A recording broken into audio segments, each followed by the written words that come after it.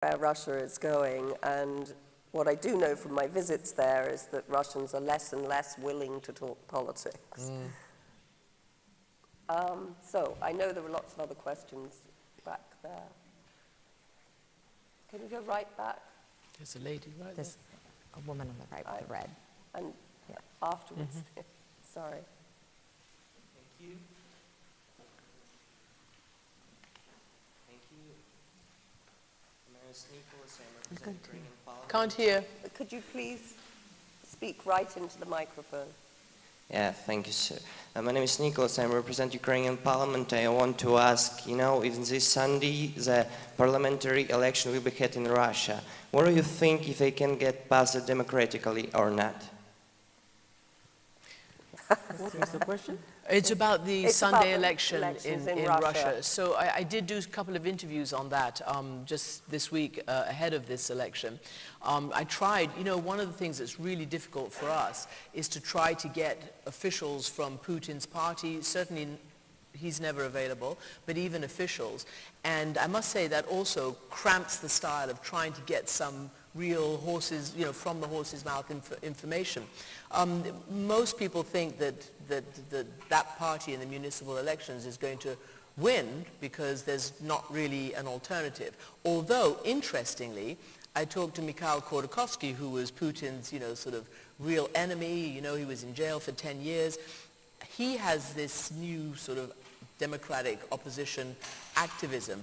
And he says, I think something like 20 of the 25 candidates that he proposed have been allowed to run and take part in these elections. Not that he has any hope that it'll make any kind of immediate impact right now. But he said, paradoxically, Putin feels so secure right now that he's even allowing us to, to do this. We don't know how it's going to turn out, even in the long term, but we think it's a reflection of how secure he feels. And there was, didn't they just condemn one of their only polling things, Levada, who indicated that the popularity of Putin's party is going down compared with the previous elections. And now they've closed down that Levada and called it some kind of foreign entity, and it has to have special permission in order to operate. But yeah, that'll be really interesting to see. It will be. Speaking of the role of media, this is something that's been much more dwelt on the web and not in Russia's official media, but there's a colossal case of corruption that was uncovered just past weekend, where one official was found to have, I think, 8 billion rubles worth of hard currency in his dacha. You wonder, how does that even get into the country? Anyway, you had a question, I believe, right there. Yes. My question is about big man in India, and I think he's seen in shades of grey. He's had a makeover, to say the least. He's been reincarnated as the darling of the West, and certainly an ally for the US to counterbalance China.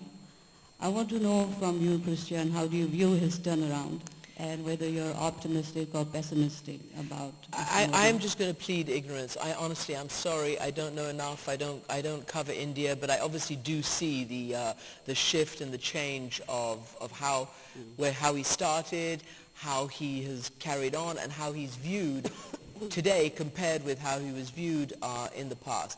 So there is a certain amount of opportunism involved in all of that, but I just don't know enough, I'm sorry, to be able to discuss that. Can I just maybe hop on to something that we talked about, which is religion and democracy? Yeah.